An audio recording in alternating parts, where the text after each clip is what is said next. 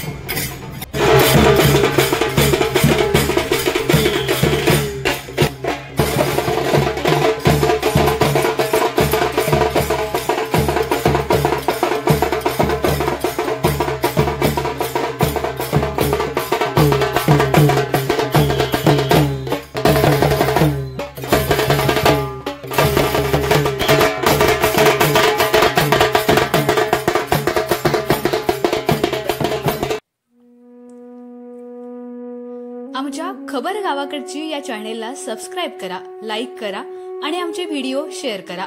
धन्यवाद।